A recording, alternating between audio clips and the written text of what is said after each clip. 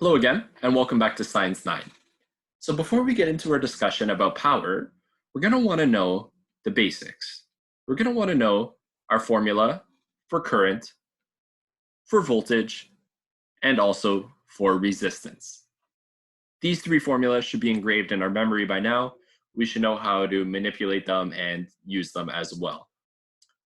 What we're going to learn today is we're going to talk all about electric power. Electric power. We're going to come up with a definition, and then from there, we're going to derive a few different formula that are going to help us use electric power to solve for various questions. So let's get into it. First, we're going to come up with a little definition. Electric power could be broken up. So let's first talk about power. Power is the rate at which work is being done. At which work is done. That's just the definition of power. Electric power, on the other hand, well, that is just the rate at which electrical work is being done. So it's the rate at which electrical energy is transferred. So it's important to note that this differs from mechanical power. Mechanical power and electric power, two different things. Today, we're only talking about electric power, and that is the rate at which electrical energy is being done. So the definition was pretty straightforward. With that definition, we can come up with the formula. Power, which is denoted as P, is equal to our energy divided by time, right? Because it's a rate. So energy, as per usual, is in joules. Time is in seconds. And power, being joules per second, is equal to something called a watt. Something called a watt. And watt is denoted by the symbol W. Now, a watt is a very small unit of measurement. So more often than not, we're going to see something called a kilowatt, which is simply 1,000 watts, or even a megawatt. Okay? So with this formula, P is equal to E divided by T, we can come up with a variety of different formula because we know our formulas for current, for voltage, and for resistance, right? So looking at a 75-watt light bulb down here in the picture, what does this mean? So if we have a 75-watt light bulb, what does this mean? Well, it means that 75 joules, right, because it's joules per second, that's what a watt is being transferred per 1 second. Per 1 second. 40-watt light bulb would mean the exact same thing. So we have 40 joules of energy being transferred per 1 second. So conceptually, that is what a watt is. It is simply joules per second. Now let's go into resistance and power. So how can we relate resistance to our power formula? So our power formula is simply E divided by T. It's simply E divided by T.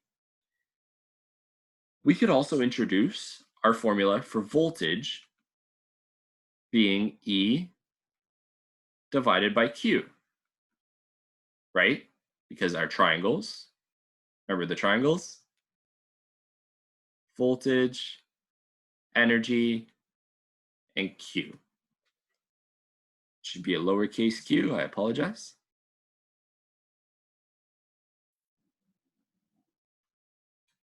So if we go ahead and sub in for energy, right? If we isolate for energy and sub it into our power formula, we're going to have power is equal to voltage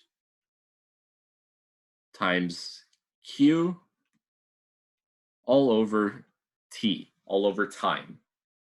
Okay, not too bad. We still haven't introduced resistance though.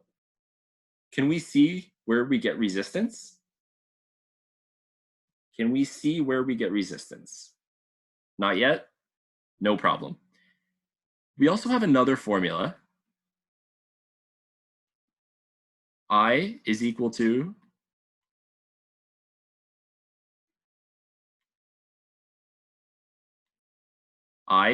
what? Q divided by T. Again, I keep doing an uppercase Q, but regardless, I is equal to Q divided by T. Let's go ahead and sub in current, right? Because we can just isolate the Q over T and sub in I. So now we have another formula, which is voltage times current would give us power. Again, we still have not introduced resistance. And that is the whole point here. We're trying to introduce resistance. Do we see how we could introduce resistance now? Well, I hope so. I hope so. Because voltage, if we remember, is simply current times resistance, right? It's simply current times resistance. So power for subbing in voltage is going to be current squared times resistance, right? Because I times R is I squared times R. So finally, we introduced resistance. But we could also introduce resistance in another way. Because current is equal to voltage divided by resistance, right? So we could sub that in, and we can come up with power is equal to voltage squared divided by resistance. These formula are all interchangeable, right? They're all interchangeable. They're all solving for power. But depending on what the question's asking, we're going to need to know which one to use, right? If the question's giving us voltage and current, well, it makes sense to use the one that gives us voltage and current. If it's giving us current and resistance, we're not going to use the voltage current formula. That doesn't make any sense. So it's important to note that all of the formula that we've talked about previously, they all lead up to this. They all lead up to our power formula. So we need to know how to interchange and use different formula. So let's give one a try. This question is asking us to calculate the current that passes through a 100-watt light bulb when connected to a 120-volt outlet. And as per usual, we're going to use the guess method to answer this question. So what is given? Well, we're given 100 watts. We're given 100 watts as our light bulb. And what are watts? Well, it's joules per second, right? But it is a unit of power, so we're given power. When connected to a 120-volt outlet, so we're given a 120-volt outlet. And that is simply our potential difference, or our voltage. Our unknown? Well, it's asking us to look for current. It's asking us to solve for current. What equation are we going to use? Which power equation are we going to use? Right? So we had one that is power is equal to current times voltage. That seems like a pretty good one to use. Isolating for current, we're going to have current is equal to power divided by voltage. And now we're going to go ahead and solve. So current is equal to our power, which is 100 watts, divided by our voltage, which is 120 volts. This equates to 0.83 amps. Can't forget our units, amps, right? And our statement, the current is 0.83 amps. So the whole concept of power is not too difficult as long as we remember our previous formula relating current, voltage, and resistance.